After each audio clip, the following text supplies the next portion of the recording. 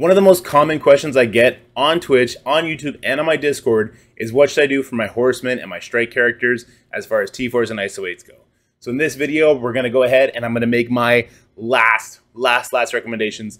Some things have unfortunately changed just on the way things have played out, particularly in Crucible and like where we end up using these teams. But not too much. There's going to be two characters that are in question still, but not so much that I haven't already made my decision, and I'm just going to stick with it.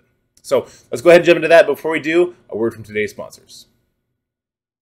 Alright guys, today's video is brought to you by Into the AM. We've worked with them before, and you know I love their style, the fit, the feel. It's like wearing a cloud, and I love their prices. And I know you guys do too, because those of you who went and picked up some merch, DM'd me telling you felt the exact same way. You loved the style, you loved how it felt on your skin, and you loved the way it turned heads when you went out in public. Well, I'm happy to say they're having a 25% off on their graphic tees, and of course, you can use my coupon code DORKY to get an additional 10% off. The style of this company cannot be beat. So beautiful, so artistic, lots and lots of options, and they're updating them all the time. Now, I'm still having the same fight with my wife over who gets to wear the hoodie daily, but I gotta say she's won. She hit it so well, I haven't been able to find it in weeks. You guys have told me that you missed the Spaceman on stream, because you know that if I'm looking good on stream, it's probably because of Into the AM, and same with the YouTube videos.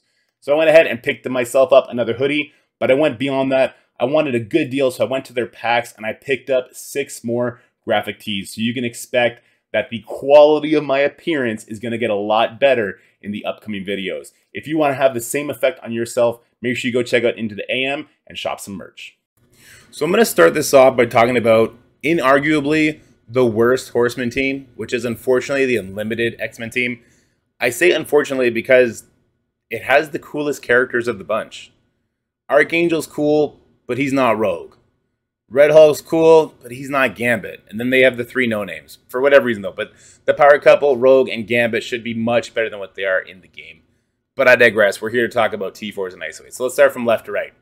Sunfire, he's a striker. He is amazing as a striker. I know. Both his opening attack and his second attack, if you choose to do the ultimate, then special ultimate, are full blanket AoEs. They hit a bunch of people. That screams Raider. But I'm telling you right now, his striker attack hits so hard. I've had it demolish Morgan in the face. And that's why he doesn't necessarily need that T4, but it's definitely a luxury. So if you see a number in red, it's because it's a luxury T4, and it's a luxury enough that I felt obligated to include it. So he's definitely a striker. All T4s with the basic, but that is also high value. Then we have Phantom X. Honestly, I don't think it matters what you have on Phantom X. He's not doing anything except existing to give dodges on spawn and potentially get his taunt up if you have him on defense. You can have his Raider, Fortifier, Healer, Skirmish. It doesn't matter. Whatever you have now, if you've already dedicated some ISO level 4 on it, just stick with that. It doesn't matter. Optimally, I guess Raider, because his ultimate could hit a bunch, but again, it doesn't matter. As far as T4s go, the special and the passive, absolutely must-haves. The ultimate, it's a luxury. He hits like a pea shooter. It's not crazy good, right? Now we have Rogue. So here's where I'm going to lose some people. Here's one of the 2 suspect characters. I have her as a striker. I'm keeping her as a striker. I don't care about her as a skirmisher anymore. Skirmisher was great in Age of X if you did that mirror matchup. Now, I just don't care. This team sucks outside of Crucible, okay? They're at the bottom of the barrel as far as war goes. She's terrible in Arena because it's so easily to override her. Everywhere else, the team has fallen super flat. They were the team that was gated the hardest by their Crucible tag, and even then, the Red Hulk team and the Darkhold team can still beat them when the player is controlling those other Horseman teams, which is super sad for the Unlimited team. I digress. Again, okay, so I'm using her as a striker because when I have her, I want her to be a striker. I've already dedicated the level 4 to her anyway, so I'm just going to keep it. I don't care. And this is where we should talk about Apocalypse and how that's going to fit in with him and his 4 Horsemen. It's kind of lined up like it's not going to be him and the 4 Horsemen in Arena. I could be wrong, and if it is him and the 4 Horsemen, then you're not going to want your Rogue as a striker because that's just too many strikers.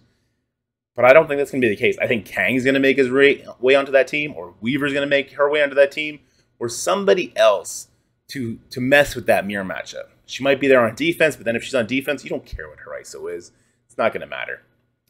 I digress. You're going to need to T4 everything on her. I would say that her basic is actually a luxury, but it's one of her awakened abilities, so you're just going to have to pull that trigger anyway. So full T4s on Rogue. Then Gambit, clear Raider. His pings that crit, super hard. You can spam his special when you use him. When you're not using him, if he's on Crucible defense, he's opening up with that special. Same with War. His ultimate's a full AoE. He's a Raider. I like all of his T4s. I think the basic is a luxury, but when I'm using the team, especially if I'm using them on War offense, I pretty much am always using that basic because it hits super hard with that T4 on. So take that for what you will. And then we have Dazzler. I like her as a Raider, but she's kind of like Phantom X where you can do whatever you want with her. She could be a skirmisher, so you can have a targeted vulnerable Raider because if she opens with her ultimate, you get a bunch. In Crucible, like if you're going to do the basic, try and get a blind, she needs to crit for the blind to occur. And it can happen on her striker attack, so some people went that route. I don't see it. I don't see it. I think that's like a baited basic affix. So I put her as a Raider, and I've been fine with that. I don't like her basic or her special T4s, mostly because she's never using her basic for me. I like the passive. I think the passive is more speed bar when your team gets covered in debuffs, so she can clear them faster, which is good. And her ultimate is just damage, but it's enough damage, and since it's the opening ability for defense, I kind of like it. And it's an ability block. It's good. So that would be your Unlimited. Let's go ahead and look at another Horseman. All right, so here we go with the Death Seed. The Death Seed one is the one that I regret most my decision on, but again, it's a little uncertain, but not really uncertain.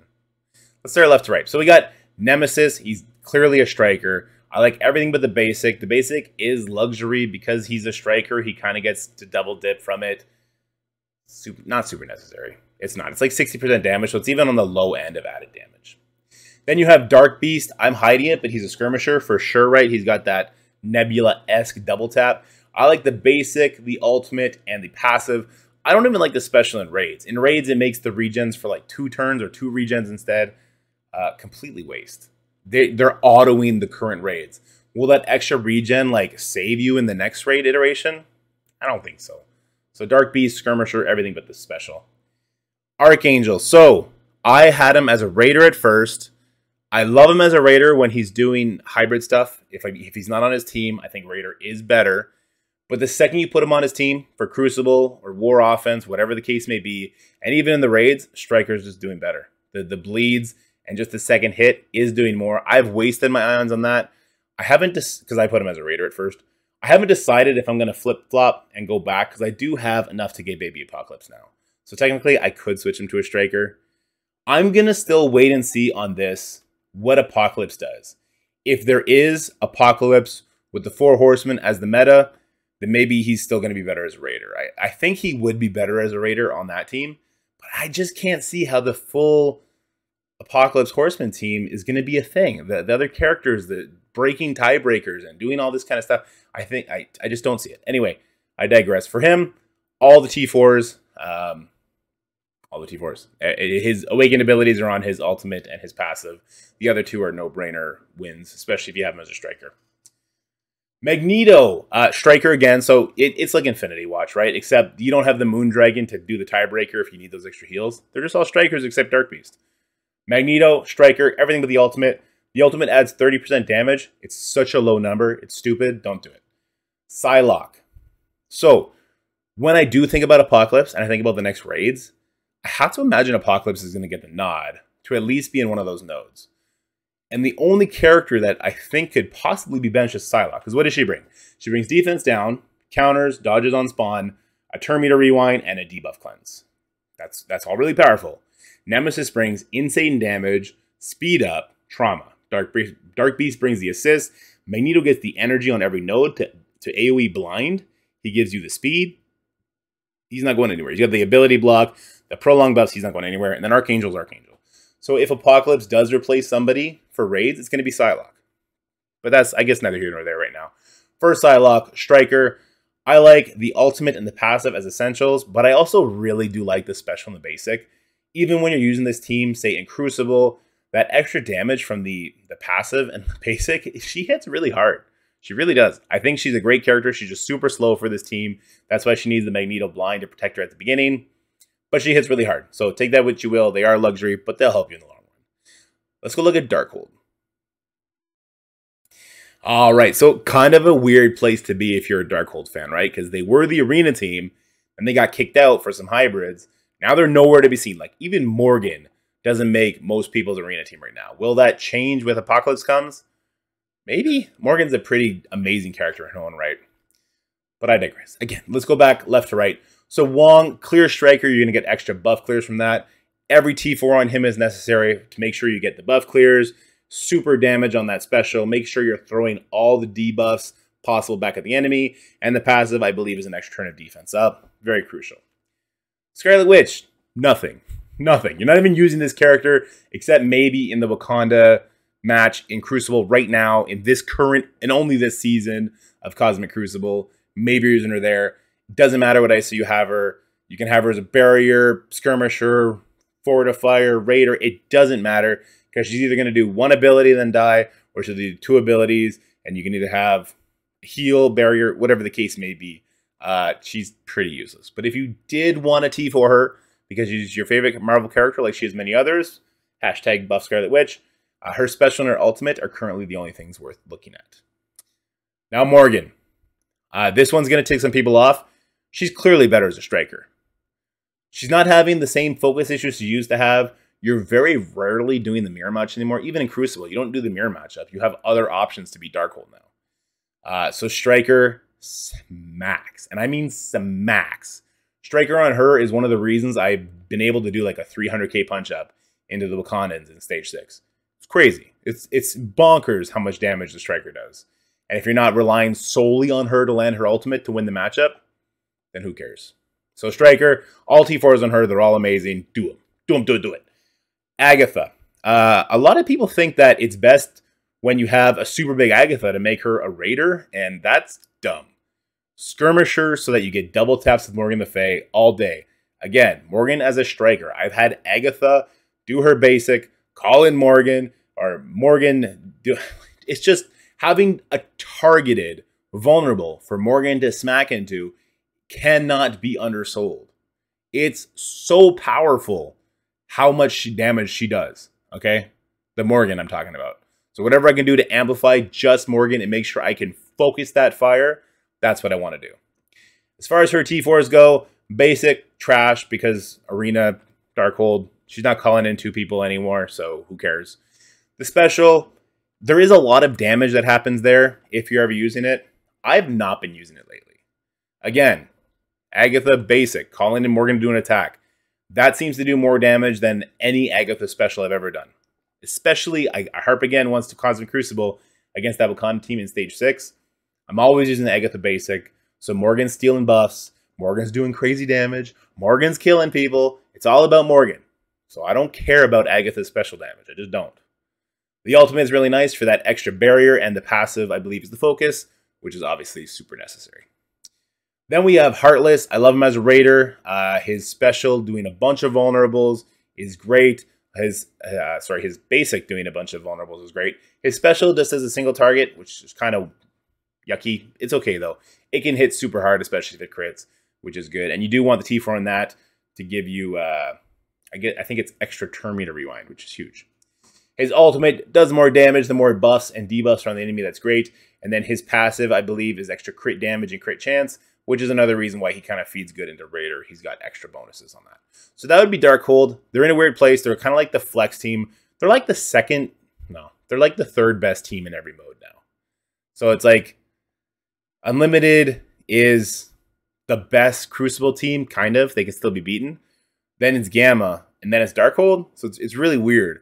And then in War, Gamma's the best team, and then it's Darkhold. It's just super weird. They're definitely still very valuable, even as a full team, but it's all revolving around Morgan, as it always has been. All right, now this was the hardest one to do, by far, the Gamma team. It's so crazy. It was all over the place. I don't have what I think is the best, but I'm showing you what I've seen is best that I've seen other people use. Bonkers damage, not a striker in sight, doesn't seem to matter. Bonkers sustain. As soon as the Red Hulk ults, all of a sudden you're just falling over, dying. It's kind of crazy. Let's go left to right. So we got Braun. Healer. Yeah, this one hurt because I think I have him as a skirmisher. But then there's also like, well, maybe you want him as a striker so you can actually use some of those vulnerables.